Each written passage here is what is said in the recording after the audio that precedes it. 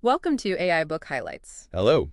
Today we're looking into a really fascinating book, The Masters of Limitation and E.T.'s Observations of Earth. It's channeled by Darryl Anka, presenting ideas from Bashar. Right, Bashar, described as a hybrid extraterrestrial from, well, a parallel reality called Isasani. Exactly. And while it's presented, as channeled material, maybe even fiction to some. It offers some seriously thought-provoking ideas, doesn't it? Yeah. About us, humanity, reality itself, our potential. It's quite something. It really is. So what we've done is pull out 5 key highlights from the book that really stood out. And then also 3 actionable takeaways, things you, the listener, can actually think about or maybe even try out. Sounds good. Let's jump in. Okay, first up is how Bashar's civilization apparently sees Earth and us. They call Earth Inanika. Inanika. Mm-hmm. And that means something specific, right? Yes, place of the ancestors, which straight away suggests this idea of a shared genetic link, a deep connection. Okay, interesting. And what about us? How do they refer to humans? This is the core concept, really. They call us the masters of limitation. Masters of limitation. That sounds a bit harsh. Or maybe judgmental. Well, according to the text, it's not meant judgmentally at all. It's more of an observation. An observation of what? Exactly. Of our incredible ability, our tendency to create really strong limiting beliefs and then stick to them, even when we have this huge potential for transformation. So we're masters at limiting ourselves, basically. That's the idea. Yeah. But there's a twist. Bashar suggests humanity is sort of enrolled in a master class. A master class in what? In moving from being masters of limitation, stuck in it, to becoming masters over limitation. Understanding it, transcending it. Ah, okay, so it's a process, an evolution, like moving from darkness to light, limitation to freedom, Right. that kind of thing. Exactly. A journey of transformation. It reframes our struggles, not as failures, but as part of this intense learning curve. Right. That's a different way to look at things. Okay, so highlight number 2. This follows on naturally. It's Yeah. about the nature of beliefs and how they actually create our reality. The classic believing is seeing idea. Precisely. The book really hammers this home. It's not seeing is believing. It's the other way around. Our beliefs act like filters. Filters, like self-imposed limits on what we even allow ourselves to perceive. Yes. They shape our perception, and therefore they literally create our experience of reality. It goes deeper, though. How so? The book says beliefs generate specific energy frequencies. Think of it like each belief has its own vibration. Okay, energy frequencies, and these frequencies, they manifest as... Feelings, emotions, that's the key link. Your beliefs create your feelings. Ah, so the belief generates a frequency. We experience that frequency as an emotion. And then those emotions influence our thought patterns, our behaviors, our choices. Which ultimately shapes the reality we experience. It's a loop. Exactly, a continuous feedback loop. Yeah. And negative beliefs, the book warns, are particularly tricky. Tricky how? Like they're harder to get rid of. Yes, partly because they employ these tricks to perpetuate themselves.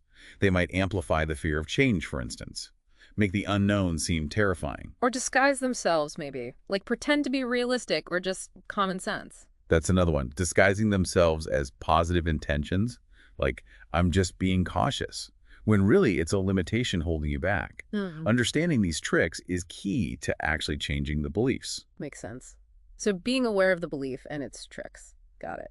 What's the third highlight? This one's about interconnectedness, the idea that everything is linked, part of a whole system. Which sounds obvious, maybe, but the book suggests we don't really live that way. Often not. No. Bashar points out that humans tend to see the world in fragments, disconnected pieces. And that leads to problems, right? Like environmental issues. That's a prime example given. Polluting the environment because we don't fully grasp or act on the understanding that we are the environment. It's all one system. The book uses an analogy. Something about gears? Yeah, like gears enmeshed with other gears.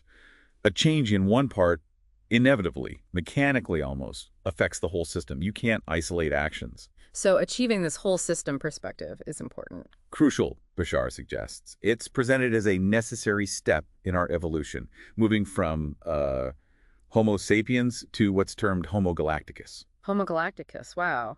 Meaning a species that understands its place in the larger cosmic system. And acts responsibly within it. It's Yeah. about understanding that interconnectedness deeply, not just intellectually, and letting it guide our actions. Okay. Heavy stuff. Let's move to the fourth highlight. Parallel realities. This is where it gets pretty sci-fi for some. It definitely stretches the mind. The core idea presented is that all possible versions of Earth, they exist simultaneously, right now. All possible versions, so infinite Earths. Essentially, yes. And the specific Earth, the specific reality you experience, is determined by your energetic frequency. Which comes back to beliefs again, right? Our Fra- frequency is tied to our beliefs and emotions. Exactly. It all links together. So if you fundamentally change your beliefs, you change your frequency. And then do you, like, physically move to another Earth? Not physically, no. The book describes it more like a jump of consciousness. Your awareness shifts to align with a different parallel reality that matches your new frequency. Like changing channels on a TV. You tune into a different station that's already broadcasting. That's a very good analogy for it, yeah. Yeah. The other realities are already there. You just tune into the one that resonates with your current vibration. And how does passion fit into this? The book mentions acting on your passion. Ah, yes. Passion is described as your energetic alignment signal. It's your core signature vibration. So following what excites you, what brings you joy. Aligns you with that core frequency. Acting on that passion, without insisting on how it has to turn out, propels your consciousness towards your preferred reality. It's like a homing beacon. Interesting. Living your excitement shifts your reality channel. Okay. Fifth and final highlight. This covers the 5 fundamental laws of existence, as presented by Bashar. These are said to be the absolute bedrock principles for all realities. Okay, what are they? Can you list them? Sure. Law 1. You exist. Can't really argue with that one. True. Keep going. Law 2. Everything is here and now. Law 3. The one is the all, and the all are the one. Okay. Unity and timelessness. Law 4. What you put out is what you get back, like karma or cause and effect. The energy frequency loop again? Precisely. And Law 5. Everything changes except the laws themselves. Change is constant, but these fundamental principles remain. Let's unpack one. Everything is here and now. How does that work when we clearly experience time passing? Well, the idea is that our perception of linear time, past, present, future, is a construct of our consciousness, necessary for this physical experience, perhaps. But fundamental. Everything exists simultaneously, like all moments accessible in the now. That's the concept. It ties into ideas like quantum entanglement, where distance seems irrelevant. Time and space, as we perceive them, might be more like illusions or localized perspectives. Wow. Okay. And understanding these 5 laws, how does that help practically? It provides a framework, a kind of map of existence. Understanding what you put out is what you get back, for example, really reinforces the importance of our thoughts, feelings, actions. It gives context to our creative power. It grounds the reality creation idea in these fundamental principles. Exactly. They offer a lens to view everything else through. Okay, that's a lot to take in from the highlights. Let's shift to the actionable takeaways. What's the first one? The first is really practical. Become aware of your limiting beliefs. Start actively looking for them. Just notice them. How? The book suggests asking yourself a specific question when you feel stuck or negative. What would I have to believe is true about myself or about life right now to feel this way or act this way? Okay. So working backwards from the feeling or behavior to find the underlying belief. Exactly. Just recognizing the belief, bringing it into conscious awareness is the absolutely critical first step. You can't change what you don't know is there. Makes sense. First step, awareness. What's the second takeaway? Act on your passions. Simple, but profound in this context. We touched on this with parallel realities. Pay attention to what excites you. Yes. What gives you that buzz, that feeling of joy, excitement, even deep peace?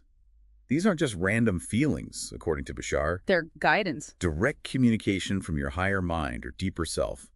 Following that energy, acting on it. Without being attached to a specific outcome. Right, that was mentioned. Crucial point. Act on the passion for the joy of acting, not because you insist it leads to X, Y, or Z. That action itself aligns your frequency and guides you towards your purpose and preferred reality. Okay, follow the joy, detach from the outcome. Takeaway number 3. Cultivate that whole system perspective we talked about earlier. Practice seeing the connections. Yes. Make a conscious effort. In your daily life, in world events, try to see how things are linked. Consider the ripple effects of your choices. Think beyond the immediate personal impact. Exactly. Understand that you're not isolated. You're an integral part of this vast interconnected web. How does this choice affect the whole? And doing that leads to More conscious, responsible, and ultimately probably more fulfilling decision-making. Acting with awareness of the whole system. So awareness of beliefs, acting on passion, and seeing the bigger picture. Those are the three key actions. That's the essence of it, yeah. These are ways to start actively applying some of the core ideas from the book. It's certainly a unique perspective. These highlights just scratch the surface, I imagine. Oh, absolutely. The Masters of Limitation goes much deeper into all these concepts and more. It's quite an expansive read. Whether you take it literally as channeled wisdom or as, highly creative philosophical fiction. It definitely pushes you to examine your own beliefs, your sense of connection, and what you think is possible for yourself and for humanity. It's a real mind expander. Agreed. So if any of this has resonated with you, the listener, and sparked some curiosity, We definitely encourage you to check out the book itself, dive deeper into these ideas. you can find a link to purchase The Masters of Limitation right there in the description below this show. It's worth exploring if these kinds of perspectives intrigue you. Well, that brings us to the end of our look at this particular book. Thanks so much for joining us on AI Book Highlights. Thanks for tuning in.